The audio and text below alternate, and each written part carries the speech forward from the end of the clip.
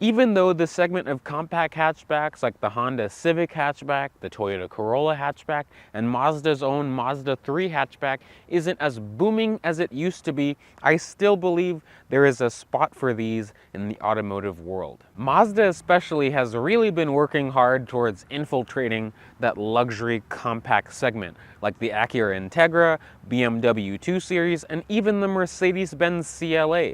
Today, let's see if this 2024 Mazda 3 has the chops to compete with its more expensive counterparts.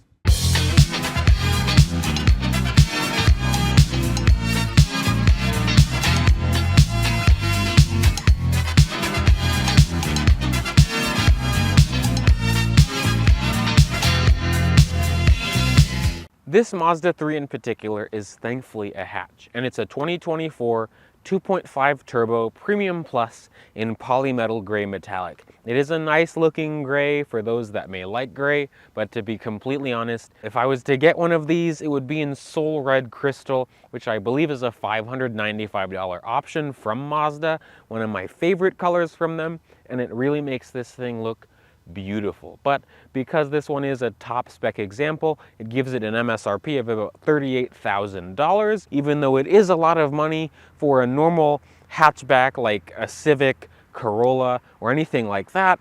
I think it competes with stuff like the Acura Integra, maybe even the BMW and the Mercedes. Nothing is necessarily new for 2024. It's the same old Mazda 3, but Mazda did add a carbon edition trim level and also a new color and also a 10.3-inch display in the center of the car. But besides that, that's really it. To compete with both the mainstream segment like the Toyota Corolla and Honda Civic and the premium segment like the Acura Integra and BMW 2 Series, Mazda has given the Mazda 3 so many trim levels to compete with all these different levels of car. We start at the 2.5S Sport, which is about $26,000, then the 2.5S Preferred, 2.5S Carbon Edition, 2.5S Premium Plus, 2.5 Turbo Carbon Edition, and lastly, the 2.5 Turbo Premium Plus like this one. Besides trim levels, there is another way that Mazda has tried to compete with both segments by offering two different powertrains. Why does every new car beep? But this one has two different powertrains. Today we're going to be talking about the faster one, but both of them have a 2.5 liter four-cylinder. This one being the turbo gives it a substantial amount of oomph, especially compared to the non-turbo Mazda 3, and also even the turbocharged Honda Civic and the non-turbocharged Toyota Corolla hatchback. This is a 2.5 liter turbocharged inline four, the same engine that you'll find in the Mazda CX-5, the CX-30, and even the outgoing CX-9. It's actually a really good engine. In this application, it makes an impressive 250 horsepower and 320 pound-feet of torque. If you fill this thing up with 93, it'll allow you to get the maximum power figures for the Mazda 3, but if you just put regular in it, it'll still make a decent amount of horsepower. 227 horsepower and the same 320 pound-feet of torque.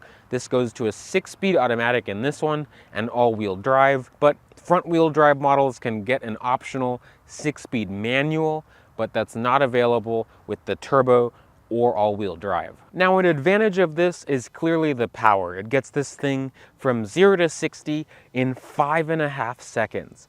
Way quicker than anything else in the mainstream segment that this competes with, but some of the more premium entries offer a little bit beefier powertrains, but fuel economy is a bit of a downside. To me, it's honestly not that bad, and it's worth it for the power that you get. Mazda claims 23 in the city, 31 on the highway, and a combined rating of about 26.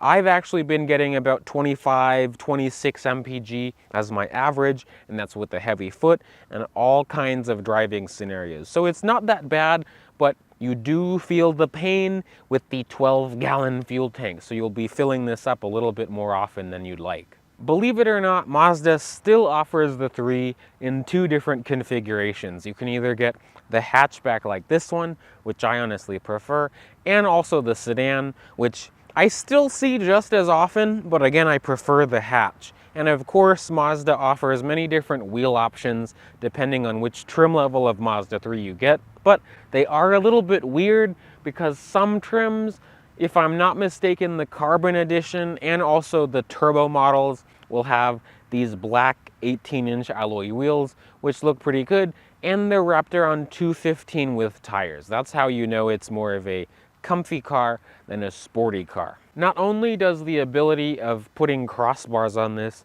make it very useful, just the existence of this being a hatchback makes it extremely useful as well. Of course, I wouldn't expect a power tailgate in this segment, but it's very easy and light to open, so not a concern at all. Trunk space is also pretty good.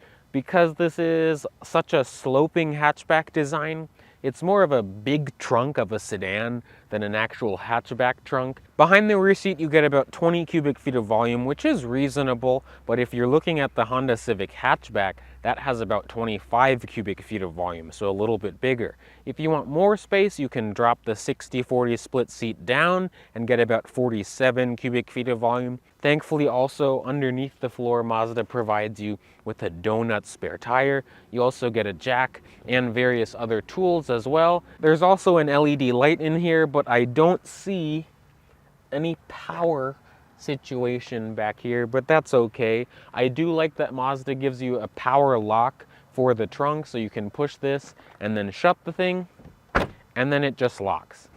Now, as you get into the back of this, you will remember that this is certainly a small car, but it's nowhere hugely different compared to most of the other entries in this segment. The first thing that you'll notice once you get in is how dark these black Mazda interiors are. To be honest, I'm a little bit surprised with how small it is in here. I'm 5'9". I'm not even that tall or that large, and the driver's seat is exactly in my position. I actually just slid it up a little bit to make sure that it was in my position, and this is my position. Again, I'm 5'9". Thankfully, at least, the rear seat itself is pretty soft, pretty comfortable. I like the material. There's also latches for child seats, and you can fit 3 people in here.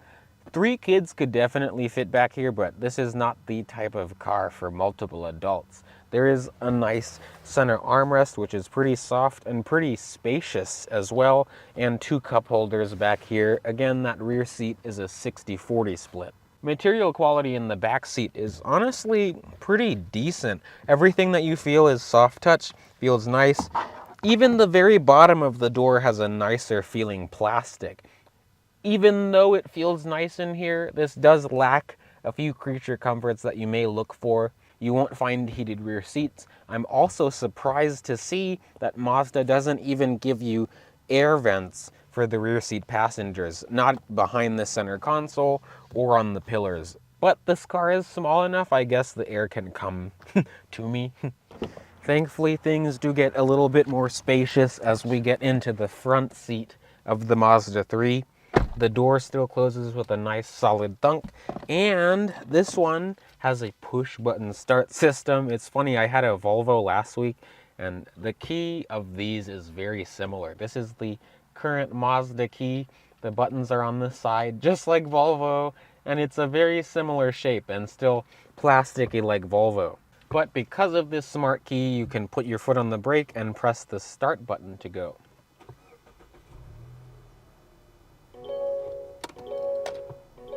Things are way better in the front seat of this, and I really think this is more of a car for 2 people and or maybe children or animals, but no more than that. But as the driver, you really are in a great space in here. The materials feel very good up front here.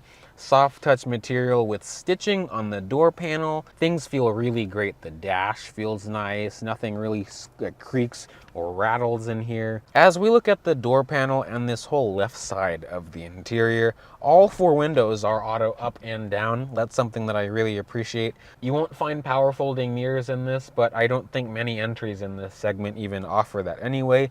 This one has the Bose audio system, which sounds pretty good, but I've heard some stronger, more bass heavy and bass clear audio systems in some other cars, but this doesn't disappoint me that much. On the dash itself, there's a bunch of buttons. One of them is for the 360 view camera and the parking sensors, but underneath that, you can see that there's 2-person memory for the driver's seat and also the mirrors, but the steering column itself is manually tilting and telescoping, which I don't mind at all. The steering wheel itself is 3-spoked and leather wrapped. I very much like Mazda's current steering wheels. There's an assortment of buttons on the wheel as well. The left side, those buttons control audio and Bluetooth controls, as well as that little info button controls the gauges. And on the right side, those buttons control the cruise control settings and a few of the other lane keep and adaptive cruise functions. Thankfully, Mazda puts a good horn in this.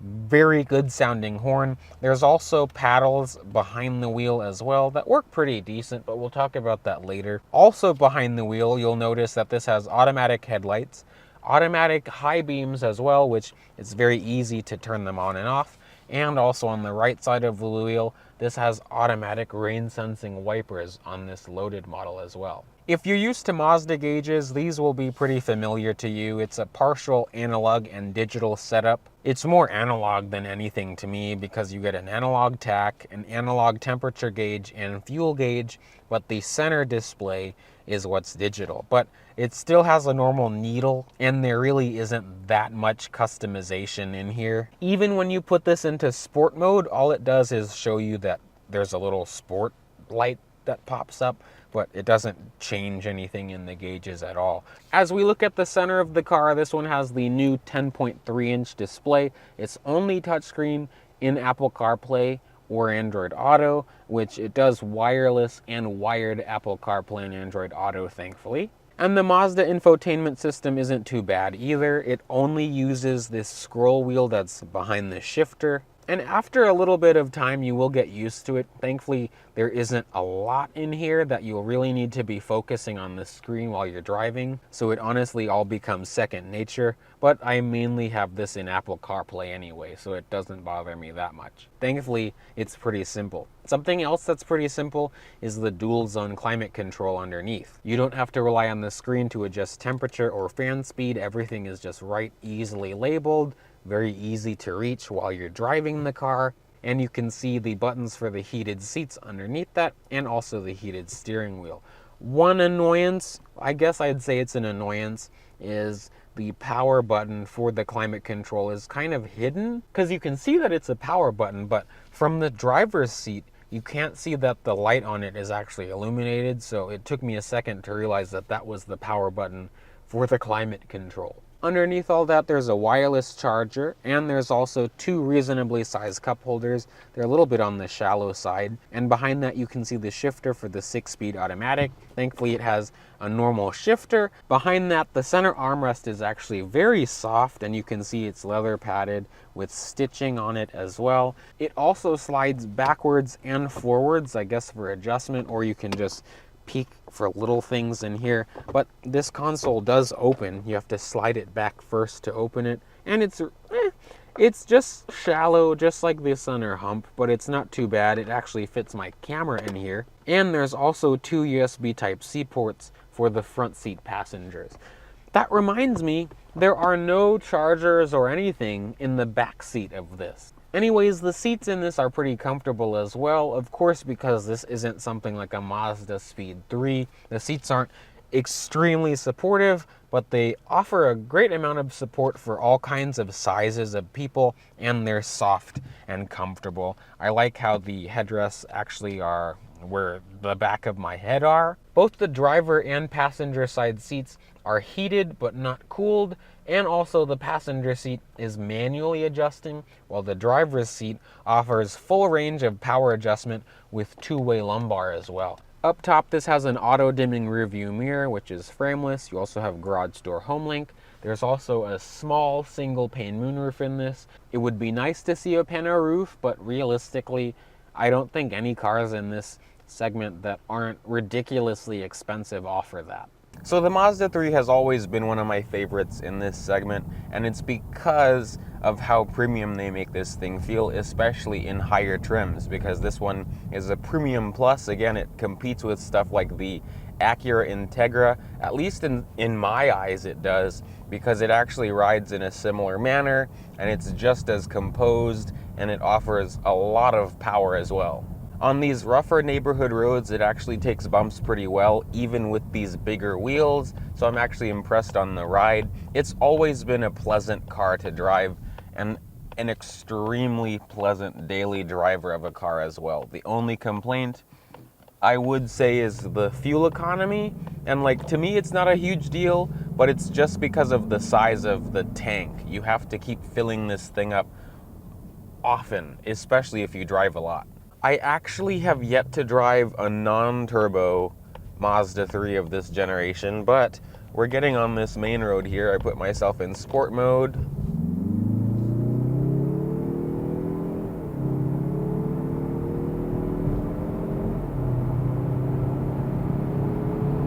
This thing really gets up to speed fast, and you really don't feel the speed at all. It absolutely is a pocket rocket.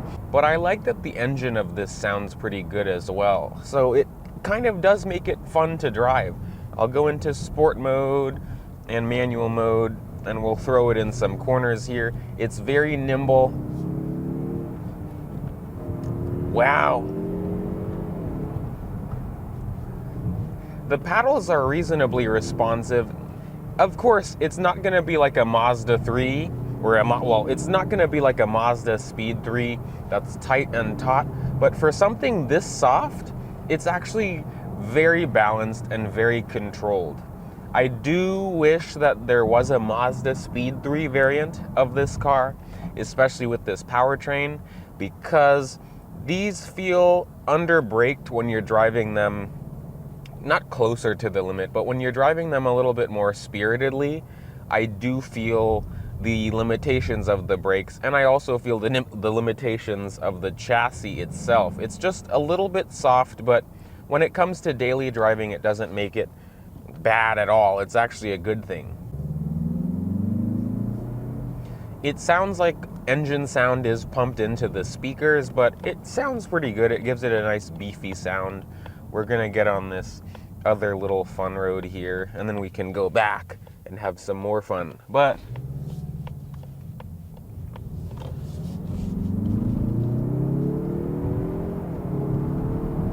wow.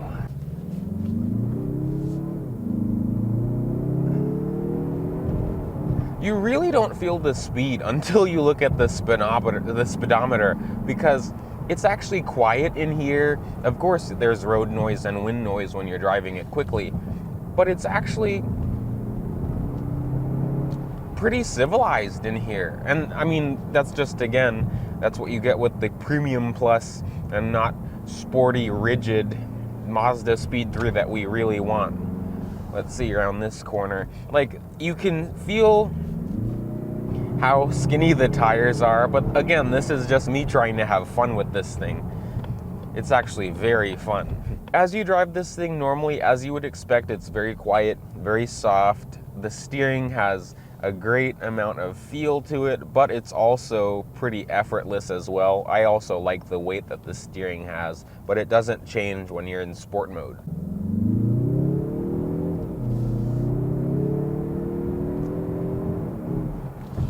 It's quick. It's quick. It's really quick, and it's really punchy. This turbo will really make this thing very fun to drive, especially if you're coming from a non-turbo Mazda 3. Even of this generation, it's almost a completely different car. Of course, they'll handle pretty similarly, but the power really makes this feel more refined, the way how it puts its power down, and it's surprisingly quiet as well. To wrap things up, I still think that the Mazda 3 is worth your look today, because it still is fun to drive, it offers great power, great handling, and I still think it's a competent competitor to both segments, the Civic segment and the Integra segment. I will say the Integra is a little bit more fun to drive, and you can also get a manual with the turbocharged Integra, but I very much appreciate the all-wheel drive and the power in the Mazda 3 over the Integra. So realistically, all of these cars have their strengths and weaknesses. It really depends what feels the best to you, but the Mazda 3 has my seal of approval. Let me know in the comments if you have a Mazda 3 or any new Mazda product. I also read every comment, so hey guys, thank you all for watching, liking, and commenting, and I'll see you guys in the next video. Bye peeps.